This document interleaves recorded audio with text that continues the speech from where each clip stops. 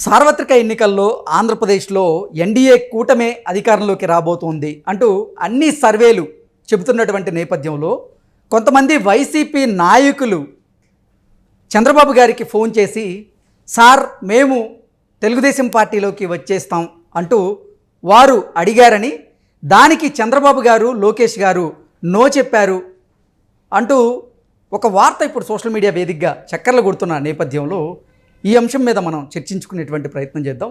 ప్రస్తుతం మనతో పాటు ఉన్నారు తెలుగుదేశం పార్టీ అధికార ప్రతినిధి సూర్యదేవర్ లత గారు. లత గారితో మాట్లాడదాం. లత గారు నమస్తే అండి. నమస్తే. లత గారు, అన్ని సర్వేలు కూడా ఆంధ్రప్రదేశ్లో ఎన్డీఏ కూటమే అధికారంలోకి రాబోతోంది అంటూ చెప్తున్నటువంటి నేపథ్యంలో కొంతమంది వైసీపీ నాయకులు మాత్రం, అంటే గోడమైన పిల్లుల్లాగా ఉండేటువంటి నాయకులు మాత్రం చంద్రబాబు గారికి ఫోన్ చేసి సార్ మా పార్టీ ఓడిపోబోతోంది, తెలుగుదేశం కూటమి అధికారంలోకి రాబోతుంది, మేము మీ పార్టీలోకి వచ్చేస్తాం అంటూ ఫోన్ చేసి మాట్లాడారని, దానికి చంద్రబాబు గారు లోకేష్ గారు నో చెప్పారు అంటూ ఒక వార్త సోషల్ మీడియాలో చక్కర్లు కొడుతుంది. దీని మీద మీరేమంటారు? అంతే కదా, గోడ మీద గోపీలు రెడీగా ఉంటారు. ఎప్పుడు ఏ పార్టీ కండువా కప్పుకుందామా, ఏది అధికారంలోకి వస్తే దానికి మారుదామా అనే వాళ్ళు ఖచ్చితంగా ఉంటూనే ఉంటారు. కాకపోతే వాళ్ళ గతంలో వాళ్ళు చేసిన పనులేంటి, వాళ్ళు పెట్టిన ఇబ్బందులు కానివ్వండి, చంద్రబాబు నాయుడు గారు అరెస్ట్ అయినప్పుడు వాళ్ళు చేసిన పనులే కానివ్వండి, ఆ టైంలో నియోజకవర్గాల వారీగా ఎక్కడికక్కడ ధర్నాలు జరిగాయి. సో ఆ టైంలో అందరినీ క్యాడర్ని అంతా కూడా ఇబ్బంది పెట్టారు కదా, ఇదే నాయకులే కదా ఇబ్బంది పెట్టింది. సో వీళ్ళందరూ కూడా చాలా వరకు తెలుగుదేశం నుంచి వెళ్ళి ఎప్పుడైతే వైసీపీ గెలిచిందో వీళ్ళందరూ తెలుగుదేశం నుంచి వెళ్ళిపోయిన నాయకులు కొంతమంది ఉన్నారు కదా. సో దేనికోసం వెళ్ళారు వాళ్ళందరూ? అక్కడ ఏదో పదవులు వస్తాయని వెళ్ళారా అంటే పదవులు కూడా రాలా. సో ఓన్లీ వాళ్ళ బిజినెస్లకో వ్యాపారాలకో అన్నట్టు సంపాదించుకోవటానికో వెళ్ళారు. ఆ తర్వాత ఇప్పుడు మళ్ళీ ఇటు పక్క రావటానికంటే అధికారం వచ్చేసింది కాబట్టి ఇప్పుడు ఇంకా ఇక్కడ వచ్చి పెత్తనం చేయాలని చూడటం. ఏంటంటే ఇంకా ఆల్రెడీ తెలుగుదేశంలో ఉండి వెళ్ళిపోయిన వాళ్ళు మళ్ళీ తెలుగుదేశంగా వస్తే ఏదో వాళ్ళ సొంత ప్లేస్ అయినట్టు ఫీల్ అయ్యి ఇంకా మళ్ళీ పెత్తనం చేయటం, ఇలాంటివి చేయటం కోసం మళ్ళీ స్టార్ట్ అవుతుంటారు. కానీ వీటికన్నిటికీ కూడా నారా చంద్రబాబు నాయుడు గారు కానివ్వండి, లోకేష్ గారి కానివ్వండి, వాళ్ళకి తెలుసు కష్టంలో దీనిలో ప్రాబ్లంలో ఉన్నప్పుడు ఎవరైతే ఉన్నారో, ఏ కార్యకర్తలు ఏ నాయకులైతే ఉన్నారో వాళ్ళకి ఖచ్చితంగా ఒక అవగాహన ఉంది కాబట్టి సో వాళ్ళకే మద్దతు ఉంటుంది. కానీ వాళ్ళ కోసమే పార్టీలో రేపు పొద్దున పోస్టులే కానివ్వండి అలాంటివన్నీ కూడా ఎవరైతే ఇదివరకు గతం నుంచి ఉన్నారో, బాబు గారు ఏ రోజైతే ఈ జైలుకి వెళ్ళినప్పుడు కూడా అండగా ఉన్న కార్యకర్తలే కానివ్వండి, చాలామంది అంటే నియోజకవర్గాల వారీగా వైసీపీ వాళ్ళు చేసిన దౌర్జన్యానికి అంతా కూడా బలైపోయిన నాయకులు కానివ్వండి, కార్యకర్తలు కూడా ఉన్నారు. వాళ్ళ ఆస్తులు ధ్వంసం చేయటమే కానివ్వండి, వాళ్ళని ఫైనాన్షియల్గా ఇబ్బంది పెట్టడమే కానివ్వండి, వాళ్ళ మీద కేసులు పెట్టడమే కానివ్వండి, ఇవన్నీ జరిగాయి కదా గతంలో. సో అలాంటి వాళ్ళకి ఎప్పుడు ఇంపార్టెన్స్ ఉంటుంది. సో వాళ్ళకే నారా చంద్రబాబు నాయుడు గారైనా కానీ లోకేష్ గారైనా కానీ వాళ్ళని గుర్తిస్తారు. కానీ ఈ గోడ మీద గోపీలు ఈ రోజు వస్తారు మళ్ళీ రేపు వెళ్తారు.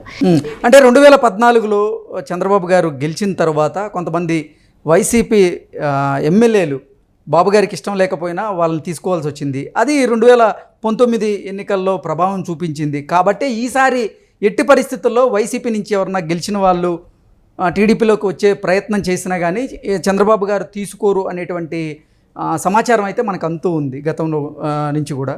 సో ఈసారి అసలు నిజంగా వైసీపీ నుంచి ఎవరన్నా గెలిచిన వాళ్ళు గనక ఇప్పుడు టీడీపీ కూటమి వైపు కనుక వెళ్ళే ప్రయత్నం చేస్తే చంద్రబాబు గారు అసలు తీసుకునేటువంటి ఆ పరిస్థితులు ఉన్నాయా? అంటే ఖచ్చితమైన మెజారిటీతో గెలుస్తాం కాబట్టి మాకేమో ఆ ప్రాబ్లం లేదు. మెజారిటీ కోసం వాళ్ళని తీసుకోవాల్సిన అవసరం లేదు. కానీ వాళ్ళకి రావాలని అనిపిస్తే వచ్చి ఉంటారేమో కానీ బాబు గారిని అంటే వాళ్ళు సాటిస్ఫై, వాళ్ళకి ఏమైనా రావాలి మేము తెలుగుదేశంతో కలిసి పనిచేస్తామంటే వాళ్ళు వచ్చి ఒక ఎమ్మెల్యే క్యాడర్ అయిన వ్యక్తి అయినా వచ్చినా ఒక కార్యకర్త లాగా నుంచే స్టార్ట్ అవ్వాల్సిన అవసరం ఉంటుంది.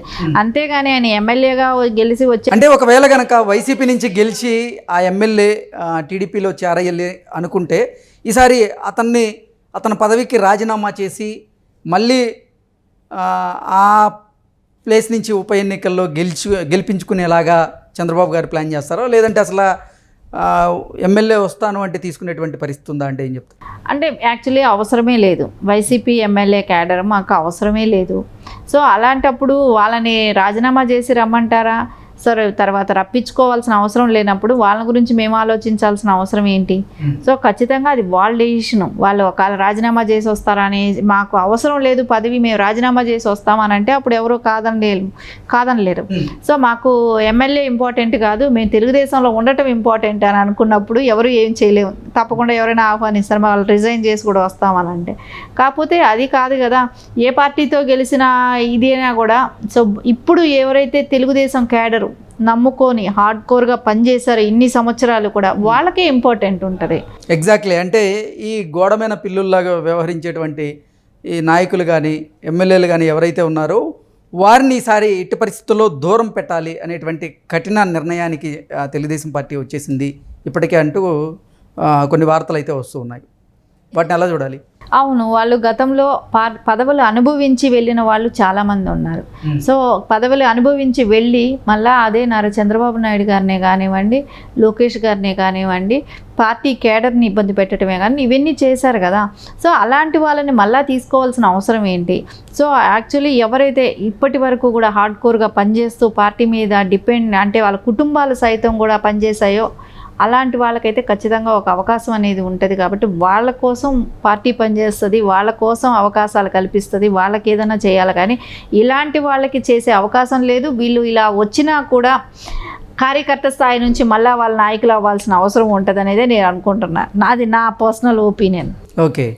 అంటే గతంలో మోసం చేసి పార్టీ నుంచి వెళ్ళిపోయి పార్టీ మీద విమర్శలు చేసిన వారు మళ్ళీ పార్టీలోకి రావాలనుకుంటే చంద్రబాబు గారైనా వారిని క్షమించేటువంటి పరిస్థితి ఉంటుంది. కానీ ఈసారి నారా లోకేష్ గారు వారి మీద ఖచ్చితంగా ఉక్కుపాదం మోపుతారు, అంతేగాని తిరిగి పార్టీలోకి తీసుకోరు అనేటువంటి చర్చ ఇప్పుడు మొదలైంది. దాని మీద ఏమంటారు? ఖచ్చితంగా అది జరుగుతుంది. ఎందుకంటే బాబు గారిది కొంచెం మృదు స్వభావం.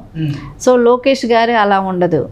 సో ఆయన ఎందుకంటే ఆయన పాదయాత్ర జరిగేటప్పుడు కూడా మొత్తం ప్రతి నియోజకవర్గంలో కూడా ఎలాంటి నాయకులు ఉన్నారు, సో ఏ రకంగా కార్యకర్తలను ఇబ్బంది పెట్టడమే కానివ్వండి, ఆయన కూడా ఇబ్బంది పడటమే కానివ్వండి, అంటే పాదయాత్ర టైంలో. సో ఇవన్నీ చూశారు కాబట్టి ఖచ్చితంగా ఆయనకు ఒక అవగాహన వచ్చింది. సో లోకేష్ గారి లాంటి చరిష్మా ఉన్న నాయకుడు ఎలా ఆలోచిస్తారు? సో ఇవన్నీ అరికట్టాలనేదే ఆలోచిస్తారు. సో వాళ్ళ గోడ మీద గోపీలు అనేది ఆయన గెస్ట్ చేస్తారు కాబట్టి ఆయనకి తెలుసు. అందుకని అలాంటి వాళ్ళందరినీ కూడా కట్టడి చేయాలి, రానివ్వకూడదు అనేది అవకాశం వాళ్ళకి మళ్ళా ఇట్లాంటి అవకాశాలు కల్పించి మళ్ళా వాళ్ళు రేపు పొద్దున ఇక్కడ పార్టీలో పోస్టులు అనుభవిస్తారు, పదవులు అనుభవిస్తారు, మళ్ళా తర్వాత వేరే పార్టీకి వస్తే మళ్ళీ వెళ్ళిపోతారు. ఇలాంటి వాళ్ళని ఎంకరేజ్ చేయకూడదు అనేది అయితే లోకేష్ గారు గట్టిగా నిర్ణయం తీసుకుంటారని అనిపిస్తుంది. ఓకే. సో ఈసారి ఎట్టి పరిస్థితుల్లో వేరే పార్టీ నుంచి గెలిచిన వారు టీడీపీలోకి వచ్చేందుకు ఆ సాహసం కూడా చేయలేరు. ఆ రకంగానే తెలుగుదేశం పార్టీ అధ్యక్షులు నారా చంద్రబాబు నాయుడు గారు కొన్ని నిర్ణయాలు తీసుకున్నారు అంటారా? అంటే అలా చేయకపోతే రేపు పొద్దున ఇంకొకళ్ళు మళ్ళా మాట్లాడతారు, మళ్ళా వెళ్తుంటారు. సో ఒక్కసారి దాన్ని కంట్రోల్ చేయాల్సిన అవసరం కూడా ఉంది. సో ఒక్కసారి బ్రేక్ అంటూ వేయాలి. ఇంకొకసారి మళ్ళీ అవకాశాలు మళ్ళీ వాళ్ళకి కల్పించకూడదు. ఒక్కసారి బయట వెళ్ళిన వాళ్ళని మళ్ళీ తీసుకున్న తర్వాత వాళ్ళకి ఆ ఆలోచన విధానం కూడా అలాగే తయారైపోయారు. ఒకసారి వెళ్ళిపోయి ఎన్నైనా మాట్లాడచ్చు, ఏమైనా చేయొచ్చు, వెళ్ళిపోవటం మళ్ళీ రావటం అన్నట్టు ప్రతిసారి జరుగుతూనే ఉంది. సో వాళ్ళ మూలాన్ని ఇబ్బంది పడుతూ మళ్ళీ వాళ్ళకి అవకాశం ఎందుకు కల్పించాల్సిన అవసరం లేదు కదా. సో లోకేష్ గారు అయితే ఈసారి అలాంటి వాళ్ళని ఎంకరేజ్ చేసే అవకాశం కూడా ఖచ్చితంగా లేదని అనిపిస్తుంది.